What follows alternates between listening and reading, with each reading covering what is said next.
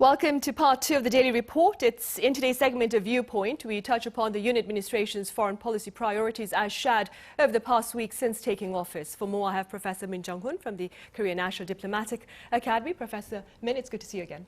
My pleasure. I also have Professor Richey at Hankuk University of Foreign Studies live on the line. Professor Richey, it's been a while. Welcome back. Hi, thanks for having me.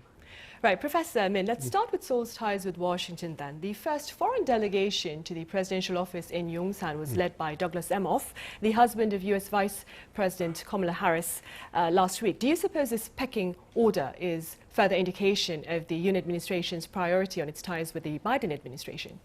Well, basically, I don't want to put too much political consideration for the diplomatic protocol, but I think that pecking order shows some kind of the symbolic movement that about the policy directions of the new South Korean government. As you mentioned, I also think that the pecking order shows symbolically that the Yoon government put its policy priority to strengthen the ROK-US alliance during its term in office. And regarding the diplomatic direction of the Yoon government, it is known that the priority policy goal is to solidify South Korea's status as a global pivotal country to contribute to freedom, peace, and prosperity. So it is expected that Yoon government is likely to work closely with the United States to stably manage the security situation on the Korean Peninsula. And to that end, it will try to rebuild the combined defense posture and strengthen the ROK-US extended deterrence against North Korea's the provocations or the nuclear threats. And in addition, the Yoon government is also likely to strengthen its cooperation with the U.S. In high-tech and strategic industries like semiconductors, large volume batteries, and COVID-19 vaccines. And the Yoon government will also try to play a bigger role in preserving universal values like freedom, human rights, and the rule of law as a responsible advanced country in the international community. So overall, it is expected that Yoon government will put its policy priority to strengthen its ties with Washington during its term in office, although I don't want to put too much political consideration for that. Right, of course. Professor Richey, President Yoon Suk-yeol's first telephone conversation with a foreign leader following his election victory was U.S. President Joe Biden, and that call came just 5 hours after the announcement of Yoon's win. What are your thoughts on the timing of this particular exchange? Well, I think a lot of it indicates how important the alliance is for Yoon and for his foreign security and defense policy team. And I could go on in more detail, but I think Professor Min has already covered a lot of that. I guess what I would probably add to that would be, for President Yoon, I think this was a sort of cherry on the cake after a campaign that really zeroed in on rectifying what the Yoon campaign considered to be some weakness in Moon Jae-in's support for the alliance, and indicating a tilt back towards more traditionally how the Conservative Party here allies with the United States, and I think that that's not only about North Korea, of course, and that's not only about the sort of traditional good working relationship between the conservatives in Korea and the U.S. Establishment in Washington. But I think it also reflects how dangerous a time we are in terms of the global order. Obviously with Russia's attack in Ukraine, with a rising China, and with what we call liberal international order, which is under threat. I think Yoon and his foreign security and defense policy team recognized that allying with the United States in a stronger fashion going forward is going to be necessary, not only to help South Korea meet its interests going forward, but also it's the right thing to do in terms of values So I think that the phone call coming right afterwards, I think, and that conversation taking place so quickly, got the Yoon administration off on a positive note with Biden. And of course, that's just going to be underscored with President Biden coming here for the summit starting on the 20th. Right. And Professor Min, of course, moving forward, last Thursday, North Korea test-fired 3 ballistic missiles toward the East Sea, and the firing came just hours after it confirmed its first COVID-19 outbreak. What do you think are Pyongyang's intentions?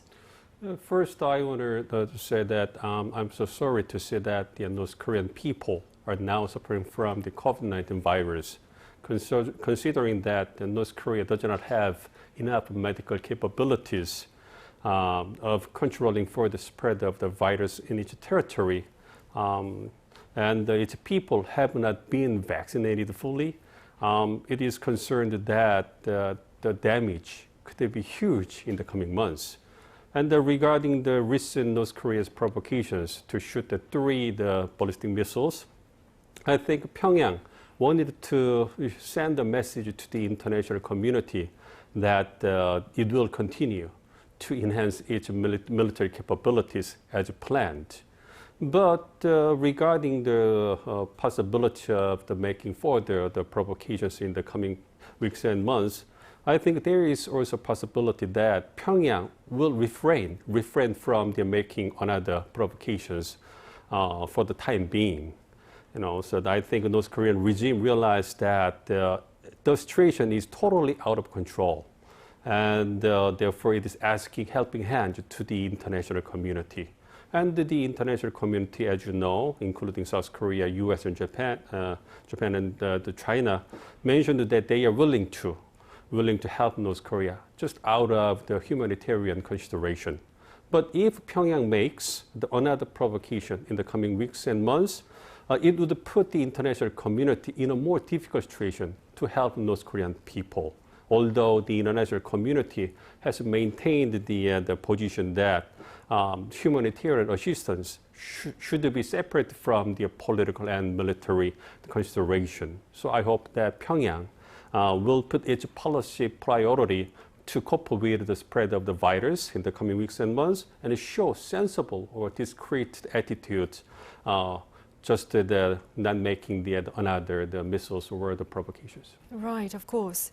Professor Richey, in his inauguration speech, President Yoon spoke of significant support for North Korea should it surrender its nuclear ambitions. Now, these remarks stand in sharp contrast to his hardline rhetoric against Pyongyang's provocations while on the campaign trail. How do you explain the shift in stance, so to speak? Well, I think to some degree, this reflects just the reality of governing. When you're on the campaign trail and you're trying to differentiate yourself from the candidate from the opposite party, whose party is known for privileging engagement with Pyongyang rather than a harder line stance, that's one thing. It's a different thing, of course, once you become elected and once you start actually looking at getting into office, you have to begin to govern. And of course, there are risks to inflammatory rhetoric.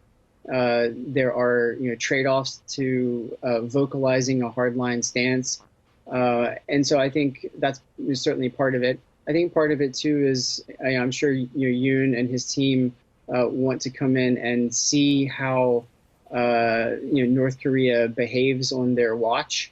I think it's probably also the case, that they want to see, how the North Koreans react sort of on their own in a vacuum, I guess you would say, prior to Biden coming here for the summit. So I think that there's a little bit of a sort of stepping back from campaign rhetoric because now you're governing, and I think that's also in terms of the change of rhetoric, after taking over and assuming office. It was simply a matter of being more calculating and analytical, rather than speaking fierily and perhaps without thinking very clearly through the consequences of statements. There'll be plenty of time and certainly plenty of occasions for the Yoon administration to adopt the types of hardline language which conservatives frequently have done.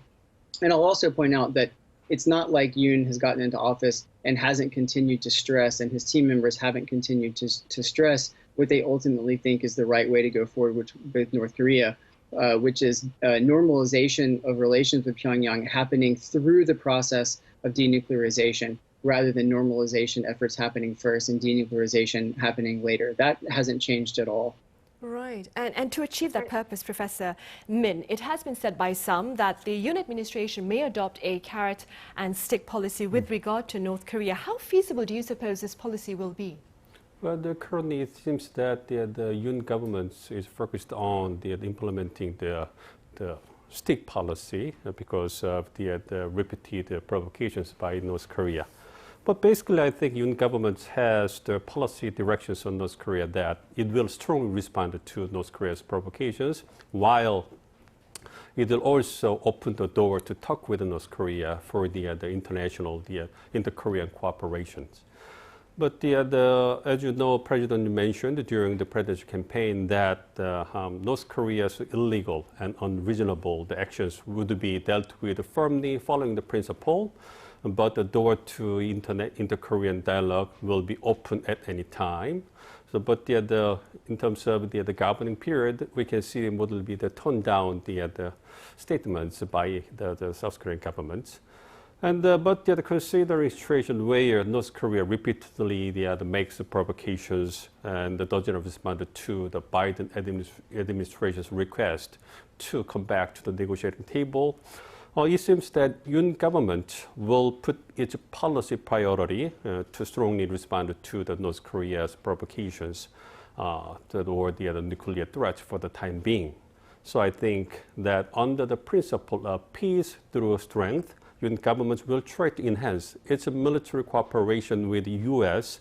to deter North Korea's provocations, such as reconfirming U.S. extended deterrence for South Korea, revitalizing the joint military exercises, and deploying U.S. strategic assets to the Korean Peninsula. Meanwhile, it is expected that it will take some time before we can see any meaningful progress to resume the North Korea-U.S. nuclear talks in the coming months. So for the time being, it is expected that we will see a little bit grave security situations on the Korean Peninsula. Right.